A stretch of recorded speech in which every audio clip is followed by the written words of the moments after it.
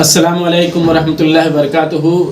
نحمدہ ونصلی علی رسولہ الکریم، اما بعد۔ محترم حضرات، آج کا میرا درس ہے پچھلی امتوں میں بھی زکوٰۃ فرض تھی۔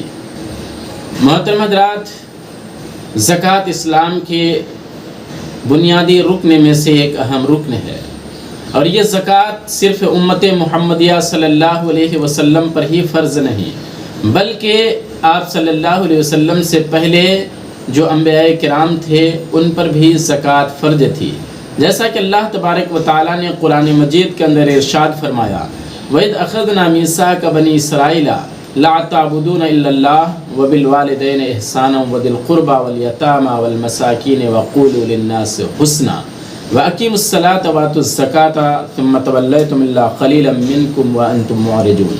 سورہ بقرہ آیت نمبر 83۔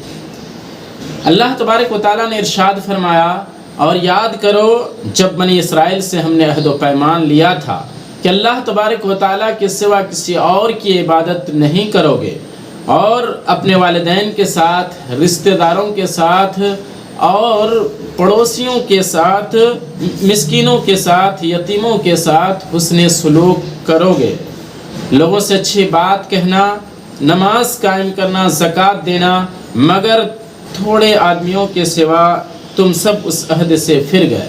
محترم حضرات، اس آیت کریمہ سے ہم کو معلوم ہوا کہ اللہ تبارک و تعالیٰ نے بنی اسرائیل سے جو عہد و پیمان لیا تھا، ان عہد و پیمان میں سے ایک عہد یہ بھی تھا کہ تم لوگ زکوٰۃ ادا کرنا۔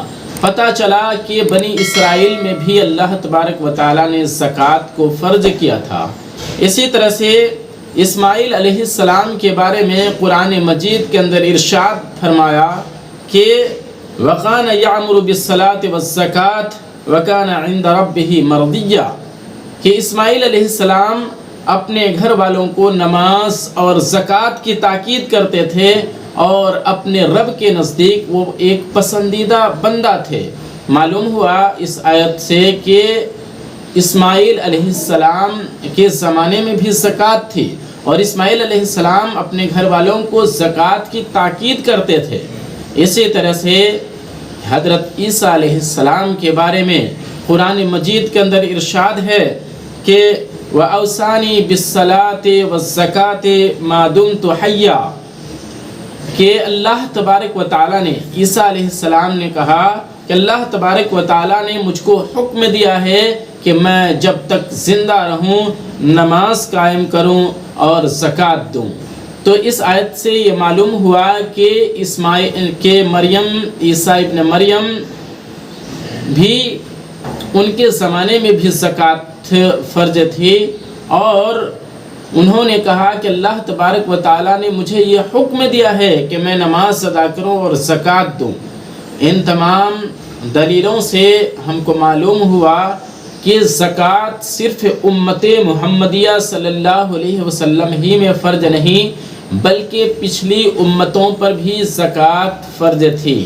لہذا زکوٰۃ جو ہے وہ اسلام کے اہم بنیادی رکن میں سے ایک رکن ہے۔ زکوٰۃ کی اہمیت، زکوٰۃ کی فرضیت اور زکوٰۃ کی حکمت اور زکوٰۃ کے فوائد سے متعلق کتاب و سنت میں بہت سارے احکامات موجود ہیں، اور اسی طرح سے زکوٰۃ نہ ادا کرنے کے کیا سنگین جرائم ہیں، کیا گناہ، سزا اور عذاب ہے، اس کا بھی ذکر قرآن و حدیث کے اندر موجود ہے۔ لہذا ہم سب کو چاہیے کہ ہم کتاب و سنت کا مطالعہ کریں، اور کتاب و سنت کے اندر جو زکوٰۃ سے متعلق احکامات اللہ تبارک و تعالیٰ نے اور نبی کریم صلی اللہ علیہ وسلم نے ہم کو دیے ہیں، اس پر ہم عمل کرنے کی کوشش کریں۔ اللہ تبارک و تعالیٰ ہمیں اس بات کی توفیق عطا فرمائے، آمین۔ وآخر الدعوانا ان الحمد للہ رب العالمین۔ السلام علیکم ورحمۃ اللہ وبرکاتہ۔